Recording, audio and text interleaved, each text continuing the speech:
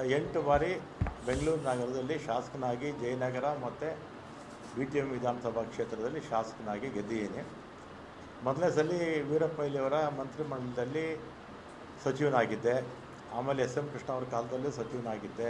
ಧರ್ಮಸಿಂಗ್ ಅವ್ರ ಕಾಲದಲ್ಲೂ ಸಚಿವನಾಗಿದ್ದೆ.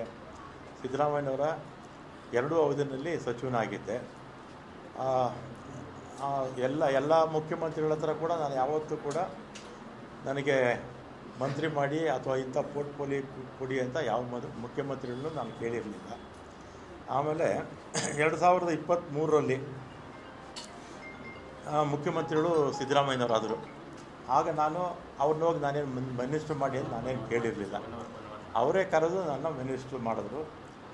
ಆಮೇಲೆ 20ನೇ ತಾರೀಕು ಪ್ರಮಾಣ ವಚನ ಆಯಿತು.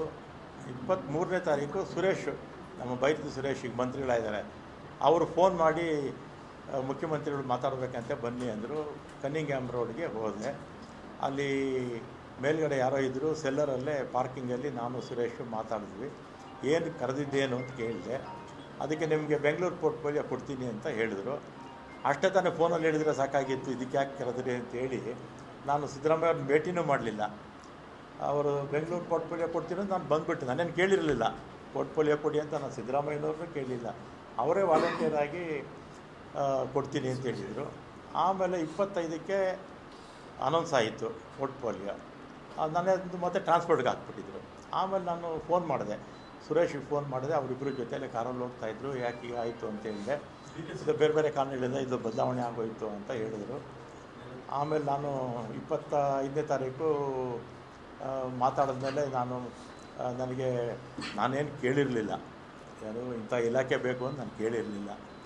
ಅವರೇ ಕರೆದು ಕೊಡ್ತೀನಿ ಅಂತ ಹೇಳಿದರು. ಆಮೇಲೆ ನಾನು ಬೇಡ, ನನ್ನ ಮಂತ್ರಿಮಂಡಲದಲ್ಲಿ ಇರೋದಿಲ್ಲ ಅಂತ ನಾನು ಹೇಳಿದೆ. ಆಮೇಲೆ ನಮ್ಮ ಈಗಿನ ಮುಖ್ಯಮಂತ್ರಿಗಳು ಯಾರು, ನಮ್ಮ ಶಿವಕುಮಾರ್ ಅವರು ಮತ್ತು ಅವರ ಸಹೋದರ DK ಸುರೇಶು, ಇವರೆಲ್ಲ ನಮ್ಮ ಮನೆಗೆ ಬಂದು 2.5 ವರ್ಷ ಆದಮೇಲೆ ನಾನೇ ಚೀಫ್ ಮಿನಿಸ್ಟರ್ ಆಗ್ತೀನಿ, ಆಗ ನಿನಗೆ ಈ ಪೋರ್ಟ್ಫೋಲಿಯೋ ಬಿಟ್ಕೊಡ್ತೀನಪ್ಪ ಅಂತ. ನಾನು ಸಾಯಂಕಾಲ 4 ಗಂಟೆವರೆಗೂ ಇದ್ದರು ನಮ್ಮ ಮನೇಲಿ, ಅಲ್ವೇನಪ್ಪ? ಸಂಜೆ 4 ಗಂಟೆವರೆಗೂ ನಮ್ಮ ಮನೇಲಿ ಇದ್ದರು. ನೀವು ಮಾಧ್ಯಮದವರೆಲ್ಲ ಇದ್ದೀರ. ಅವತ್ತು ಶಿವಕುಮಾರ್ ಅವ್ರನ್ನೂ ಕೂಡ ನಾನು ಮಂತ್ರಿ ಮಾಡ್ಕೊಳ್ಳಿ ಅಂತ ಕೇಳಲಿಲ್ಲ, ಅಥವಾ ಸಿದ್ದರಾಮಯ್ಯನವ್ರ ಹತ್ರ ಹೋಗಿ ನನ್ನ ಮಂತ್ರಿಮಂಡಲದಲ್ಲಿ ಸೇರಿಸಿ ಅಂತ ಹೇಳಲಿಲ್ಲ, ಅಥವಾ ಹೈಕಮಾಂಡ್ಗೆ ಹೋಗಿ ನನ್ನ ಮಂತ್ರಿ ಮಾಡಿ ಅಂತ ನಾನೇನು ಕೇಳಿರಲಿಲ್ಲ. ಮಾಡಿದ್ದಾರೆ, ಸಂತೋಷ. ಮತ್ತು ಅವತ್ತೇ ಶಿವಕುಮಾರು ಬೆಂಗಳೂರು ಪೋರ್ಟ್ಫೋಲಿಯೋ ನಿನಗೆ ಕೊಡ್ತೀನಪ್ಪ ಅಂತ ಹೇಳಿದರು. ಆಯಿತು ಅಂತ ಬಂದೆ. ನಾನು ಅದನ್ನು ಕೇಳಿರಲಿಲ್ಲ, ಅವರಿಗೆ ಅದನ್ನು ಕೇಳಲಿಲ್ಲ. ಅವರೇ ವಾಲಂಟಿಯರಾಗಿ ಹೇಳಿದರು. ಆಮೇಲೆ ನೋಡಿದ್ರೆ ಈಗ ಜಲಸಂಪನ್ಮೂಲ ಕೊಟ್ಟಿದ್ದಾರೆ. ನಾನು 2 ಬಾರಿ ಕೂಡ ಅವರೇ ಕರೆದು ಕೊಡ್ತೀವಿ ಅಂತೇಳಿ ಆಮೇಲೆ ಬೇರೆಯವ್ರಿಗೆ ಆಯಿತು. ಅದಕ್ಕೆ ನನಗೆ ಬೇಸರ ಆಗಿ ಈಗ ಆತ್ಮಸಾಕ್ಷಿ ವಿರುದ್ಧವಾಗಿ ಕೆಲಸ ಮಾಡೋಕ್ಕಾಗ್ತಿಲ್ಲ ಅಂಥೇಳಿ ಇವತ್ತು ನಾನು ರಾಜೀನಾಮೆ ಕೊಡ್ತಾಯಿದ್ದೀನಿ ಅಷ್ಟೇ.